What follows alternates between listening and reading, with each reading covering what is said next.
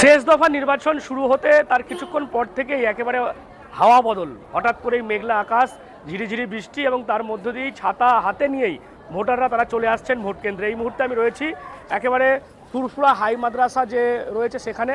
মূলত 3টি বুথ এখানে রয়েছে, 92, 93 এবং 97 নম্বর বুথ। সেই বুথের ভোটাররাই এই মুহূর্তে ভিড় করছে, কারণ একদিকে হাওয়া বদল হয়ে গেছে, ওয়েদার চেঞ্জ হয়ে গিয়ে বৃষ্টির ওয়েদার চলে এসছে, অনেকেই চাইছে তাড়াতাড়ি ভোট দিতে। আর সেই কারণেই দেখা যাচ্ছে প্রত্যেকে যারা এখন আসছেন ভোট দিতে তারা সঙ্গে একটা করে ছাতা নিয়ে আসছেন, এবং এভাবেই দেখা যাচ্ছে দীর্ঘ লম্বা লাইন। এই মুহূর্তে ফুরফুরা শরীফের যে ফুরফুরা হাই মাদ্রাসা রয়েছে সেই উচ্চ বিদ্যালয়, এবং দেখা যাচ্ছে কেন্দ্রীয় বাহিনী মোতায়েন রয়েছে। নির্বিঘ্নেই কার্যত সকাল থেকেই এই এলাকায় যে ভোট সেই ভোট হচ্ছে।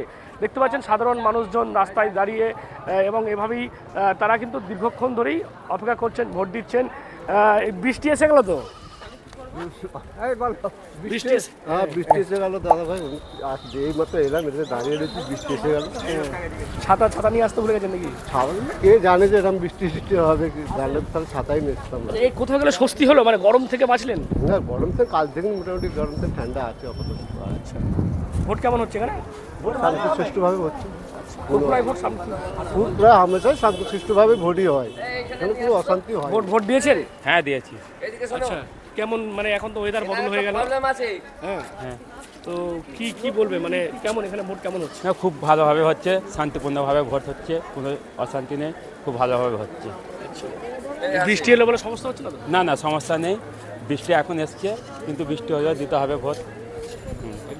বুঝতেই পারছেন কি সমস্যা, কি হয়েছে? বাড়ি থেকে আসতে পারেন, তার ভোটটা কি হবে? ও মানে তোমার কে আসতে পারেনি? আমার স্বামী বিজনেস করে আছে। কত বয়স ওর? 80-90 হয়ে গেছে। আচ্ছা, তো অসুস্থ নাকি এখন? হ্যাঁ, আসতে পারে না, তাড়াতাড়ি এত দেরি হলে আসবো, গাড়িতেও উঠতে পারে না। কত নম্বর বুথে আছে ওনার? এখানেই ভোট আছে তো না? হ্যাঁ, এখানে। অজিত বাগ, তাই তো? হ্যাঁ। অসুস্থ বলে আসতে পারছে না? না, তার ভোটটা কি হবে? আচ্ছা আচ্ছা, আসতে পারবে, চলে আসতে পারবে, আসে না ধান্দাতে। ধামনাপনা না, আচ্ছা, আপনি এখানে কেমন ভোট কেমন হচ্ছে? ভোট আমি বলতে পারছি না, আমি ভোট বুঝতেই পারছেন একেবারে ফুরফুরা শরীফ মানেই আপনারা জানেন যে এরকমভাবেই সকলেই লাইনে রয়েছেন, হিন্দু মুসলিম সকলেই, আর সকলেই কিন্তু সুন্দরভাবে ভোট দিচ্ছেন। যেমনটা একজন মহিলার সাথে কথা বলছিলাম, তার স্বামী অসুস্থ রয়েছেন, বিছানা সজ্জায়, সেই কারণে তিনি আসতে পারেননি, তাই তার স্বামীর ভোট নিয়ে তিনি চিন্তায় রয়েছেন, কারণ এসআইআর হয়েছে, এসআইআরের পরে এই ভোটটা কিন্তু খুব গুরুত্বপূর্ণ, সেই কারণেই তারা মনে করছেন যে স্বামীর ভোটটা হলেও ভালো হতো। অন্যদিকে জাঙ্গিপাড়া বিধানসভার তৃণমূল প্রার্থী স্নেহাশিস চক্রবর্তীকেও দেখা যাচ্ছে ফুরফুরা মেজাজে, একেবারে চায়ের চুমু দিয়ে তিনি যেমনটা বলছেন, এই যে হাওয়া বদল হয়েছে তার মানে এই নয় যে ক্ষমতা বদল হবে, ক্ষমতায় আবার তৃণমূল আসবে।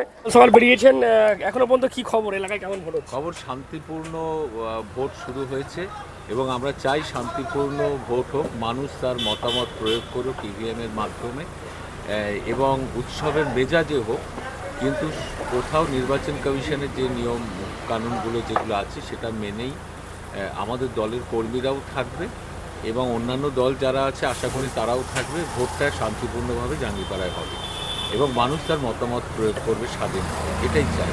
সকাল সকাল মহিলাদের লম্বা লাইন, এটা কিসের ইঙ্গিত? ইঙ্গিত মানে হচ্ছে মহিলারা তো মমতা বন্দ্যোপাধ্যায়ের সঙ্গে আছেন, কারণ এম্পাওয়ারমেন্ট ওমেন নিয়ে সারা ভারতবর্ষে অনেক আলোচনা হয়েছে, কিন্তু নারী ক্ষমতায়নের কাজটা মমতা বন্দ্যোপাধ্যায় করেছেন, সব দিক থেকে করেছেন।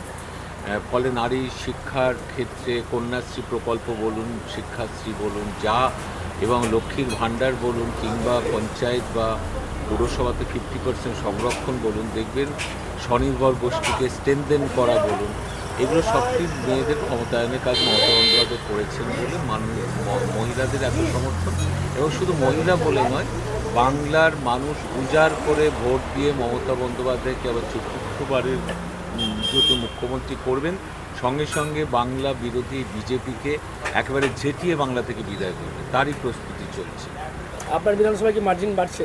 অনেক মার্জিন 30-40 হাজার কত পার হবে, ওটা শুধু ইভিএম মেশিন খোলা গণনার পর দেখতে পাবেন, কারণ এখানে বিরোধী দলের কোনো অস্তিত্ব নেই, কারণ তাদের কোনো কাজও নেই, মানুষের জন্য কোনো কর্মসূচিও ছিল না বিগত 15 বছর। এই যে আজকের ওয়েদার এরকম, দ্বারা বিজেপি নেতারা মনে করছে হাওয়া বদল হচ্ছে।